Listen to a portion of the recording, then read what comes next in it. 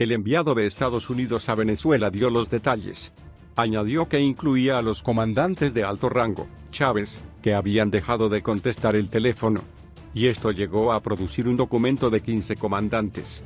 Los chavistas, que negociaron con la oposición la salida del presidente venezolano Nicolás Maduro, apagaron su teléfono móvil, dijo el miércoles el enviado estadounidense a Venezuela, Elliot Abrams, quien reveló cómo fueron estas discusiones.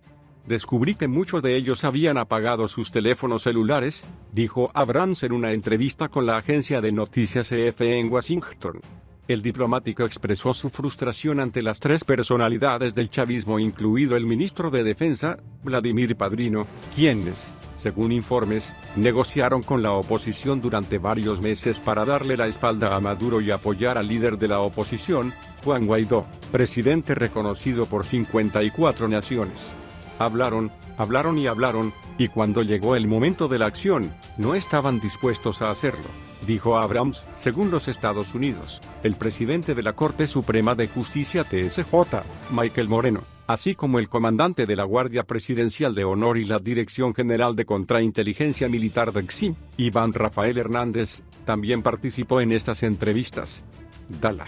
Cuando se les preguntó si Padrino, Moreno y Hernández Dala fueron los que apagaron el teléfono, Abrams solo respondió: estoy hablando de muchas personas en los altos niveles del gobierno venezolano. Abrams describió como desafortunada la decisión de los tres chavistas de no cumplir con lo que se suponía que habían acordado durante estas negociaciones, en el que Washington declara no participar y en que se acordó una transición política con garantías. Respetar la dignidad de personas como yo soy Maduro para que puedan irse con honor. Fue lamentable, porque el acuerdo concluido entre los venezolanos fue excelente, un acuerdo extendido que hablaba de estabilidad política, protecciones y garantías para los militares, y medidas para restaurar la economía, explicó. En declaraciones al canal PI venezolano, Abrams agregó que el periódico incluso se había desarrollado un documento de 15 puntos donde se especificó el acuerdo, entre otros, una salida digna para Maduro y el reconocimiento de Guaidó como presidente. Actuando. El martes, el secretario de Estado de Gobierno de Donald Trump, Mike Pompeo, dijo que Maduro tenía un avión listo para despegar para huir de Venezuela e ir a Cuba, pero que Rusia le ordenó quedarse en el país. Para garantizar una salida pacífica a Maduro y los militares que lo rodean, Estados Unidos mantuvo una serie de conversaciones con las autoridades españolas sobre la posibilidad de que los funcionarios venezolanos reciban la decisión de desertar, se confirmó Abrams a mediados de marzo. En este sentido, indicó que estas conversaciones continuaron aunque no se produjeron todos los días y acogió con satisfacción la declaración emitida el martes por el gobierno español en apoyo de Guaidó, una respuesta que calificó de muy fuerte. Desde el martes, ha pedido al ejército venezolano y funcionarios del chavismo que apoyen el levantamiento de Guaidó, y ha criticado a Rusia y Cuba porque, unas horas después del levantamiento, Maduro ha permanecido en el poder. Maduro y Guaidó llamaron el miércoles para salir a la calle a sus simpatizantes coincidiendo con el Día de Mayo, el Día de los Trabajadores. Como el día anterior, se produjeron violentos enfrentamientos. En este sentido, Abrams aseguró que Estados Unidos teme que Maduro envíe grupos de civiles armados, para reprimir las manifestaciones y generar más violencia. Cuando se le preguntó si desencadenaría la intervención militar de Estados Unidos, Abrams respondió: no hablaré sobre lo que haríamos militarmente en este tema, pero diré esto: el recurso a la violencia del régimen y el potencial del arresto de Guaidó tendría un impacto considerable en Europa, América Latina y el Grupo de Lima. En 2017, el ex embajador en Venezuela propuso al gobierno de Trump un plan para sembrar sospechas en las filas del gobierno venezolano que podrían haberse implementado esta semana, pocas horas después del líder opositor venezolano Juan Guaidó. El martes pidió una insurgencia en torno a la base aérea de La Carlota.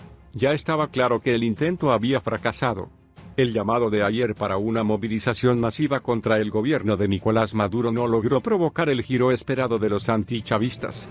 Para Venezuela, por el momento, no hay antes y después de la Operación Libertad.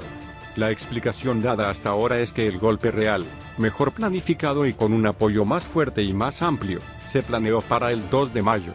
Según el consejero de Seguridad Nacional de los Estados Unidos, John Bolton, el ministro de Defensa de Venezuela, Vladimir Padrino López, el presidente supremo de la Corte, Michael Moreno, y el comandante de la Guardia Presidencial, Iván Rafael Hernández Dala, debían participar, que acusó de tomar meses para negociar con la oposición una salida pacífica del poder de Maduro, instándolos a cambiar rápidamente de bando o sufrir las consecuencias. De repente, Bolton expuso a los otros supuestos participantes a la trama.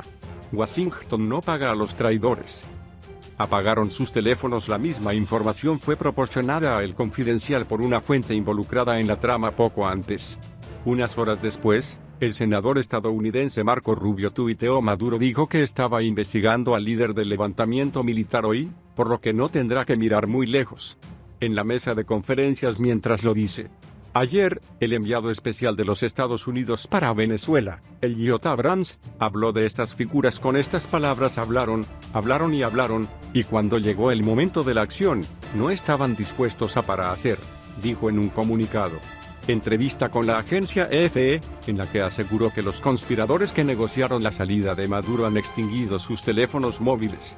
La divulgación de los nombres de los involucrados en una conspiración con estas características parece ser una violación sin precedentes de cualquier protocolo de seguridad, aunque solo sea por lo que puedan revelar después de la detención. Pero el hecho es que ni Padrino López, Moreno ni Hernández Dala han sido objeto de represalias. De hecho, poco después de su publicación, la información sobre su presunta participación en el golpe de Estado contrastó con la imagen de tranquilidad que el presidente de la Corte Suprema había proyectado en sus declaraciones, en las que llamó a apaciguar la situación. Por su parte, el ministro de Defensa tuvo ayer un día ocupado en las redes sociales, retransmitiendo todo lo que había publicado Nicolás Maduro. Por ahora, ambos siguen siendo pilares fuertes del régimen, que parece no haber creído las acusaciones lanzadas desde Washington. Sembrando discordia puede haber una explicación. En 2017, el ex embajador de Venezuela, William Brownfield, propuso al gobierno de Trump un plan para sembrar sospechas en las filas del gobierno venezolano. La idea, aplicada con éxito contra los cárteles de la droga en América Latina, fue hacer creer al grupo que algunos de sus miembros eran informantes de la DEA o colaboradores de las autoridades estadounidenses. En su calidad de director de la Oficina de Estupefacientes del Departamento de Estado, Brownfield estaba al tanto de esta práctica. En abril de 2017, este diplomático se reunió con Fernando Kutz, miembro del Consejo de Seguridad Nacional y uno de los arquitectos de la política gubernamental de Trump hacia Venezuela, y propuso una iniciativa para jugar con la mentalidad de Chávez. Piensa estratégicamente, no te opongas a todo solo porque puedes, ve en contra de las personas adecuadas y quizás asustes a los demás y pregunta cuándo será su turno, dijo Brownfield, un funcionario estadounidense que participó en la iniciativa McClatchy Group of American Journalists. El plan, según su historia, finalmente se concretó en torno a Diosdado Cabello. Durante meses, el Departamento del Tesoro aplicó sanciones a la mayoría de los altos funcionarios del régimen venezolano y a los altos funcionarios de seguridad involucrados en acciones represivas, pero cuidadosamente evitado por el presidente de la República. La Asamblea Nacional Constituyente y número 2 del chavismo. Signo de interrogación abierta. ¿Quién está con quién? La idea era que los círculos del gobierno venezolano preguntan: ¿Diosdado está hablando con los gringos? ¿Es que lo que está sucediendo, o es la alternativa? ¿Te estás preguntando si Diosdado te envía una señal?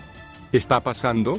El mismo Cabello, consciente de la erosión a la que lo había sometido esta situación, vino a pedir a Estados Unidos que lo castigara también en un discurso público que pretendía ser difícil. Es probable que exista desconfianza, pero ante la duda y las expresiones públicas de adhesión al chavismo, todos mantienen la cabeza. El reportero de McClatchy, Franco Ordóñez, reveló esta estrategia en un informe publicado a fines de julio de 2018. Y es muy probable que el artículo no haya pasado desapercibido por la inteligencia venezolana o cubana. Todo lo que se publica en Estados Unidos, con sus países. Sea como sea, las sospechas van en ambos sentidos. Varios funcionarios venezolanos han dicho en las últimas horas que la información que sale de Washington no es más que información falsa y es parte de una operación de guerra psicológica. Es probable que exista desconfianza, pero ante la duda y las expresiones públicas de adhesión al chavismo que Padrino López y Moreno y Hernández Dala han mantenido, por el momento, A la cabeza. El líder opositor Leopoldo López ha abandonado la embajada de Chile en Caracas y se ha trasladado a la embajada de España. Nicolás Maduro ha dado por derrotada la escaramuza golpista y ha amenazado con acciones judiciales a los involucrados en la misma, en su primera comparecencia desde que el autoproclamado mandatario interino, Juan Guaidó, iniciara el martes la Operación Libertad para derrocar al gobierno chavista. Además, el líder opositor Leopoldo López ha abandonado este miércoles la embajada de Chile en Caracas y se ha trasladado junto a su familia a la embajada de España.